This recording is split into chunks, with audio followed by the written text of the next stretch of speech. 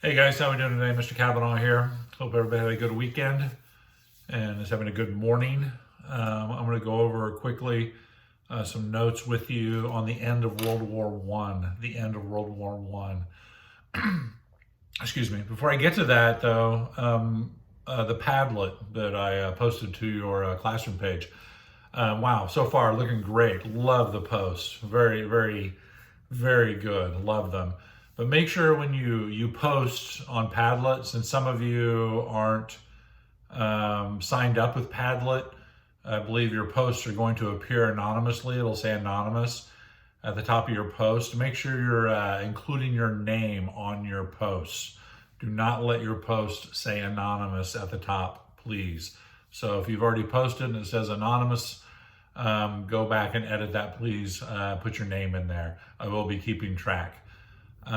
So great, looking great so far. Love it. Love seeing the images. It really makes you think about what we're going through, and it'll help future generations when they look at visualization such as this. It'll really give them an understanding of what we were going through during this time period. So jumping back to World War One, end of the war, which is really, it's going to lead us into World War Two. We're going to get to the Depression first. So end of World War One. The armistice comes, as I said, last class. The significance of the number 11, 11, 11, 11. So the guns will fall silent at 11 o'clock on the 11th day of the 11th month, and we'll have the armistice. Actually, our Veterans Day used to be known as Armistice Day. Now it is known as Veterans Day. So while the war is coming to an end, at home, President Wilson is putting together his plan for the post-war world. It's titled The 14 Points. And this is President Wilson's plan, what he would like to see for the post-war world. And I've included a list on your notes. Some of the biggies are self-determination, cutting down on imperialization, and letting countries determine for themselves what direction they will go. More protections of the oceans, freedom of the seas, freedom of movement, removal of economic barriers.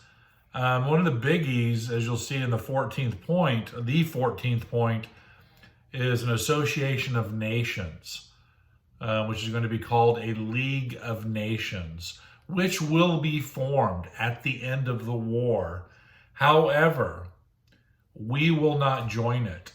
Wilson cannot get the United States Senate to agree on our joining the League of Nations. The argument in the U.S. Senate, which has to approve all treaties, advising consent, checks and balances, the argument from the Senate is that if we get involved in this League of Nations, then we will be dragged into every little skirmish around the world. So we do not join the League of Nations. Even though it is formed and other countries form it and join it, we do not join. It will be, though, a forerunner to later on, after World War II, we get the United Nations. So the League of Nations is the forerunner to the United Nations. So Wilson's at home working on what's called his 14 points. Also at home, the government is balancing our growing economy with fighting a war. There's major backlash against German communities at home. Major backlash against German Americans at home. Even here in Indianapolis, there are major backlash against German Americans. You hear what's called hate the Hun. A Hun is another term for a Germanic person. Hate the Hun becomes a slogan. German measles, they become known as Liberty measles. The hamburger becomes known as the Liberty sandwich. So as the war goes on and comes to an end, there is a backlash against German Americans. It seems we're always looking for an enemy. We have to have an enemy. We have to have somebody to point fingers at. That must be human nature. I do not know. Also at home, there's censorship within the press, the media. Many people are jailed for speaking out against the war. Newspaper articles and newspapers are censored by the government. Probably the most famous individual to be locked up during the war, speaking out against the war, is socialist labor leader from Terre Haute, Indiana, Eugene V. Debs, who I've mentioned him before. Debs, he gives a fire and brimstone speech in Ohio, speaking out against the government and celebrating the Bolsheviks and the formation of a Soviet Union. And he just goes on this tirade, fire and brimstone speech. Later on, he's arrested. And he's charged with violating, at the time, what's called the Espionage Act. And he is sentenced to 10 years in prison. And that's why he's in prison. Later on, he runs for president of the United States. So he's in prison. He's sentenced to 10 years. He doesn't serve the full 10 years. As we head into the next presidential election, Warren G. Harding is elected president, and he lets Wilson, or check. Harding is elected president. He lets Debs out. But Eugene V. Debs, he runs for president, I believe, like 5 times, I believe. But he's one of the most famous individuals to be locked up during World War I in violation of the Espionage Act. Even though he claims freedom of speech, which he has, they keep in mind, people, if you're not on the team, then you're against the team, and they found it easy to lock him up. But he was released by Warren G. Harding. I put some information in our notes about Debs and his speech and being locked up. On January 8th, 1918, Wilson delivers his 14 points to Congress before he heads to the peace conference in France. The peace conference will take place at the Palace of Versailles. The conference will be headed by what becomes known as the Big Four. The Big Four. You have Lloyd George from the United Kingdom, President Wilson from the United States, Orlando from Italy, and Clemenceau from France. Germany is not allowed to have representatives at the conference. Other nations are represented as well. The big thing right away at the conference, England and France are looking for payback. They really blame Germany for escalating this whole debacle. And they push through a list of provisions that's going to really send Germany spiraling into an economic depression. They're really humiliated. Germany's going to be following the Treaty of Versailles. They will not forget this humiliation. Have you ever heard the phrase, like, if you're going into a big game, like a championship, and the coaches tell you, act like you've been there before? Meaning, hey, when we win, don't act like a fool. Act like, hey, we've done this before, we're professionals. These guys were not acting like they've been there before, or they had been there before. And they really misjudged what was to come. So the Treaty of Versailles really set Germany up for a failure. You need to know that the 4 key provisions from the Versailles Treaty. Number 1, Germany was made to take responsibility for escalating the conflict, World War I. Germany would lose vast amounts of property around the world.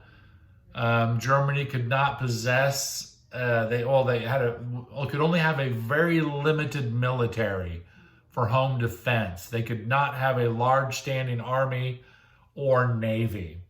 And the biggie was $33 billion in reparations to Allied countries. $33 billion in reparations. So these ingredients really just set the table for World War II, which is to come. There are some interesting spectators at the end of the war that feel that Germany has been humiliated. And one of them is a young soldier by the name of Adolf Hitler, who was in the German army, and he sees Germany just being humiliated by the Allied powers at the Versailles Treaty or Versailles Conference, and he doesn't forget. So really how World War I ends is going to lead to World War II. Remember that. Key things from World War I. How World War I begins. What are the ingredients for World War I? What's the spark that ignites it? Why does the war spiral out of control so quickly? We have a technological defensive war. Major loss of life. I put some numbers in here for you, the outcome at the end of the war. 8.5 million individuals killed in battle. That doesn't mention, though, the number of civilians, which are in the hundreds of thousands as well, of civilians killed during the war. Mass destruction of property across Europe. So the key things from the war: to end all wars. Yes, wow, wow. We've learned our lesson, right? No more wars following this one. So World War I comes to an end, or does it end? Does it just evolve into World War II? Will World War II evolve into the Cold War? Does the Cold War just evolve into the War on Terror? So technically, could you say that World War I has yet to end? It's just a continuation from the Versailles Peace Treaty, where we are today, involved in the War on Terror. So keep that in mind. I've included a poem that was famous from World War I from a Canadian military officer by the name of John McCrae, and he writes it from the back of an ambulance. So give that poem a quick read. He writes about the poppies, and that's why on Veterans Day, Memorial Day, check that, we wear the orange, the poppies. Other questions. Oh, one other thing. Following the war, U.S. influence grows immensely. U.S. influence has grown worldwide at the end of World War I. Our economy is going to continue to evolve and blossom. We will get to the end of the Wilson administration. Actually, Wilson deals with some health issues. He's going to be bedridden. Many people think his wife, Edith Wilson, is actually running the government because nobody's able to see Woodrow Wilson for a while, and a lot of the instructions are coming from his wife, Edith Wilson. That's a very interesting story in itself. So that's it on World War I. And now we're going to be looking at the growing economy, which there are not a lot of safety nets and checks and balances in the growing economy, and the economy is going to come crashing down as we head into the global depression and then World War II. So get back to me if you have any questions or you need anything at all. I hope everybody is doing well. Kavanaugh out.